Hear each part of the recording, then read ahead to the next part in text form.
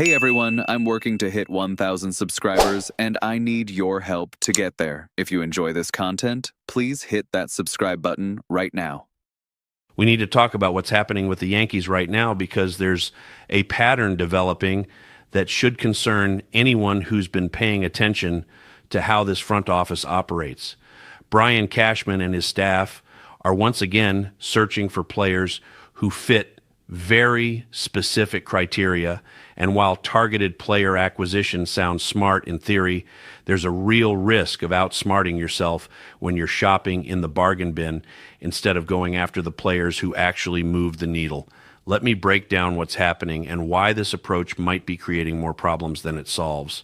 The latest news involves Austin Hayes, the outfielder who spent last season with the Cincinnati Reds after coming over from Baltimore. According to John Heyman's reporting in the New York Post, the Yankees are among the teams checking in on Hayes, and he's being viewed as a more realistic option if they can't land their top target at the position, which is Cody Bellinger.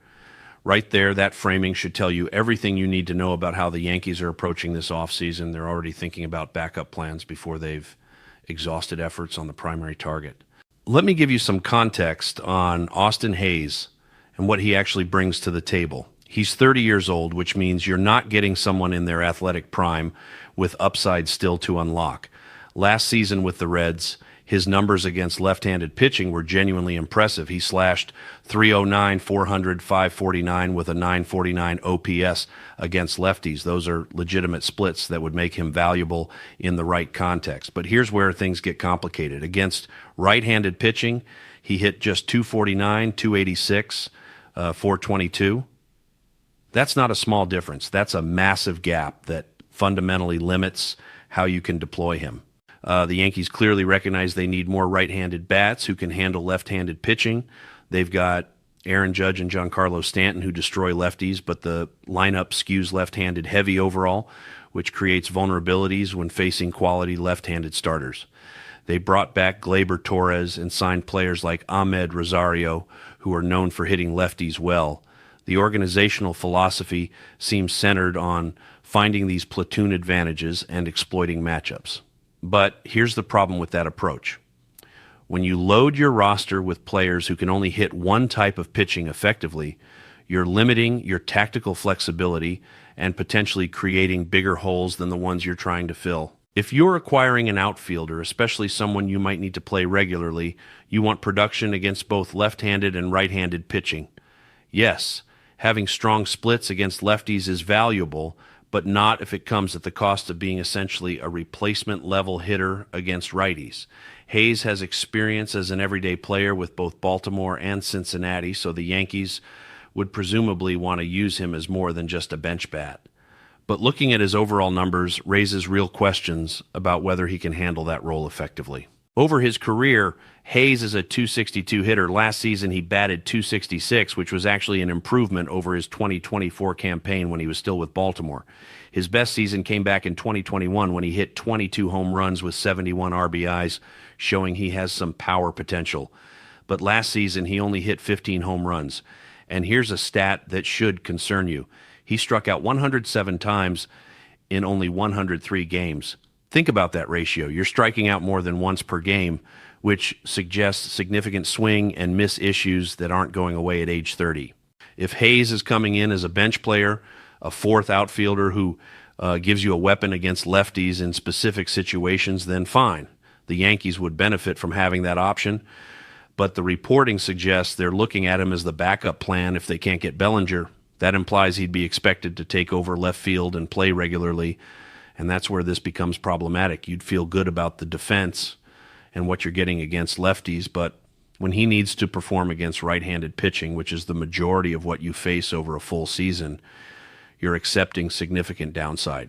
Looking at his advanced metrics from last season paints an even clearer picture. His arm strength is excellent, so defensively in left field, he'd be solid. Pairing that arm with Trent Grisham in center and Judge in right would give you an outfield with strong throwing ability across the board. He has decent speed, though nothing exceptional. But when you dig into his batting metrics, there's not much to get excited about. His barrel percentage sits slightly above average, but his whiff percentage, chase rate, and strikeout percentage are all well below league average. Those are concerning trends for someone you're counting on for regular production. The splits between his performance against lefties versus righties tell the whole story. Against lefties, he hit .319 with 2 home runs and 17 RBIs. Against righties, he hit 13 home runs and 47 RBIs, but his batting average dropped all the way to .249. So you're getting below replacement level average with more strikeouts against the pitching you'll face most often versus elite production in limited situations against lefties. That's the definition of a platoon player, not an everyday starter. I understand there are question marks surrounding whether the Yankees will actually sign Cody Bellinger or make a serious run at Kyle Tucker.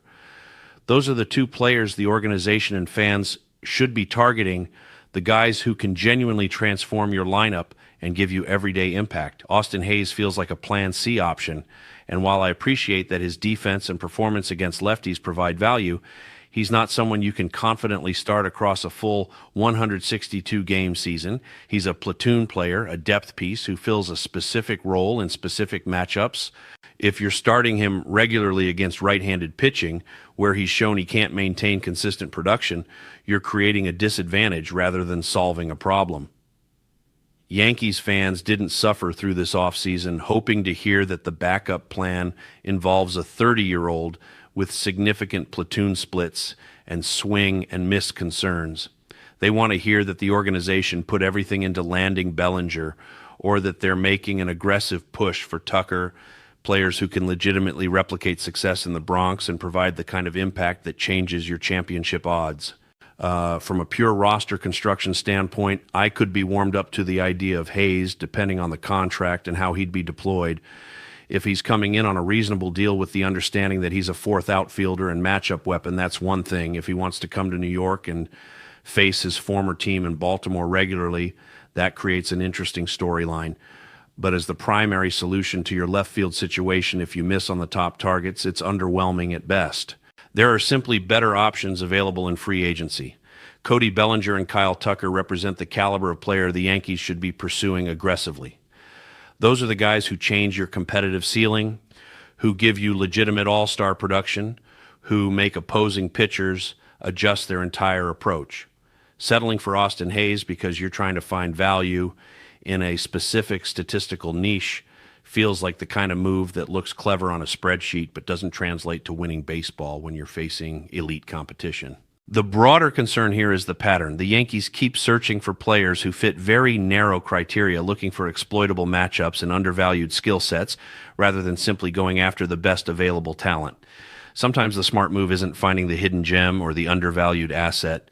Sometimes it's recognizing you need impact, paying for impact, and building your roster around players who don't require elaborate strategic gymnastics to provide value. So here's what I want to know from you. Would Austin Hayes be a good backup option if the Yankees genuinely can't land Bellinger or Tucker? Or does this feel like another example of the front office trying to be too clever, looking for budget solutions when they should be opening the checkbook for difference makers? Drop your thoughts in the comments, because this is exactly the kind of decision that defines whether your off-season was successful or just busy. Make sure you're subscribed, because we're going to keep covering every move, every rumor, and every decision as this unpredictable off-season continues to unfold.